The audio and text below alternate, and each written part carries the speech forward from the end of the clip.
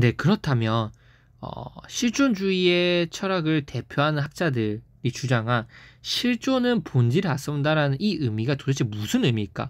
그리고 이걸 왜 이해해야 될까? 이것을 이해하는 게 목적이 뭐냐면 이걸 통해서 실존주의 교육 철학이 가지고 있는 교육적 목적을 여러분들이 파악할 수 있기 때문입니다. 제가 한번 읽어볼게요.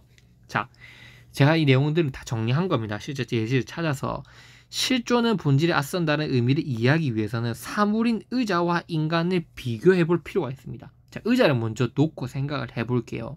자, 여러분 눈앞에 보이는 이 의자는 바로 그게 의자의 실존이라고 할 수 있어요.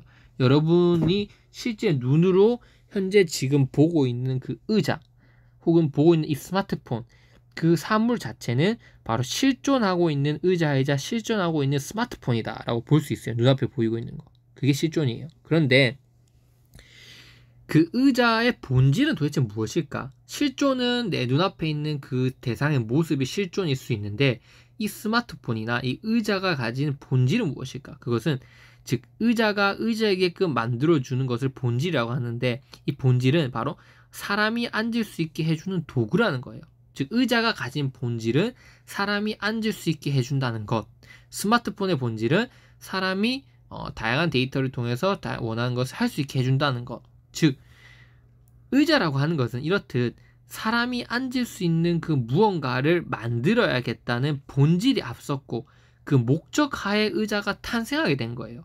따라서 이 의자는 본질이 실존에 앞서 있는 거예요. 즉 의자는 이거예요. 좀 사람이 편안하게 오랫동안 앉아 있어야 되겠는데 나는 그러한 무언가를 만들고 싶은데 본질을 먼저 생각해낸 거예요. 그리고 실제 나무를 깎아서 그 의자를 만든 거예요. 따라서 모든 사물들은 본질이 먼저 앞서 있어요. 이걸 왜 만들어야 되지? 왜 어떤 목적 하에서 그게 탄생할 수 있어요? 근데 인간은 어머니가 우리 아기를 낳았을 때 이 아이를 어떻게 키워야지? 이 아이는 이렇게 해서 이렇게 해야지. 그렇게 해서 아이를 낳는다는 게 아니라는 거예요. 인간은 태어날 때 어떠한 목적도 없이 인간은 태어나는 거예요. 그리고 인간의 생이 닿을 때 죽기 딱 직전에 그 인간의 본질이 완성된다는 거예요. 왜? 인간이 살아가면서 수많은 선택을 할 겁니다. 그 선택을 하다가 결국 죽음에 이르러서야 이 인간의 본질은 비로소 이것이었다라고 우리가 규정을 내릴 수 있다는 거예요. 왜? 인간은 자유의지에 따라서 스스로 선택해 나가고 자기의 삶을 계속해서 만들어 나가는 존재니까. 즉 인간의 본질은 생이 닿을 때 끝날 때 우리가 알 수 있다는 거예요. 시작할 때 알 수 있는 게 아니라. 따라서 실존은 본질에 앞서는 거예요. 실존이 계속 쌓여나가고 죽을 때 비로소 인간의 본질이 형성되는 거다. 하지만 의자는 다르다.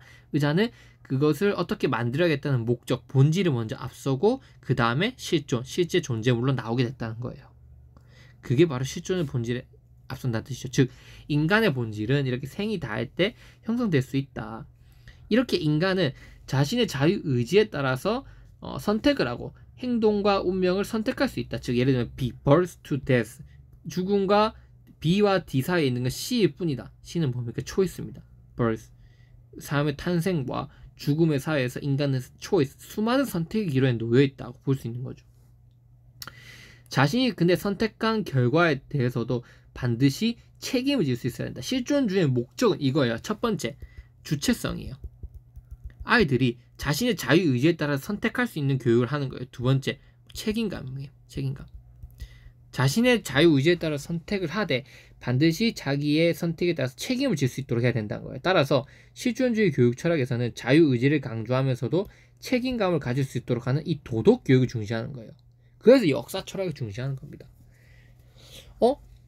이 도덕이나 이런 건 이성적인 것 같은데 왜 실존주의에서 이런 걸 중시하지? 바로 비합리적인 인간이 합리적인 선택을 할 수 있도록, 남한테 피해를 주지 않고 할 수 있도록 하기 위해서 이런 도덕과 역사 철학 교육도 해야 된다는 겁니다.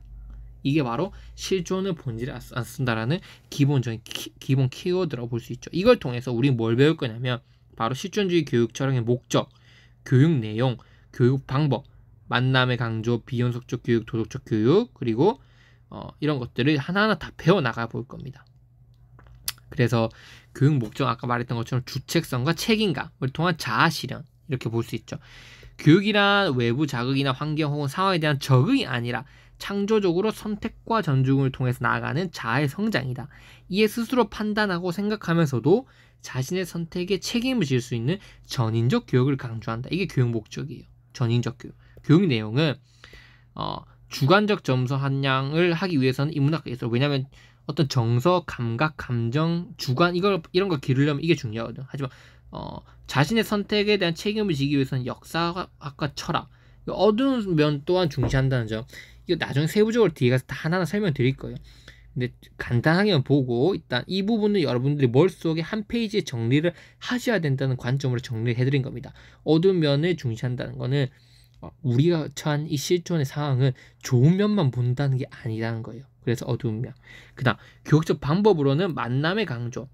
우리는 누구를 만나는 게 따라서 인생이 달라진다는 거. 비연속적 교육. 단계를 거치는 게 아니라 갑자기 확 성장한다는 점. 도덕 교육. 가치 선택에 대한 책임이 필요하다는 점. 즉, 이 정도는 여러분들 머릿속으로 한 페이지 정리를 해 놓으시고 저와 함께 하나하나 세부적으로 한번 살펴보도록 하겠습니다.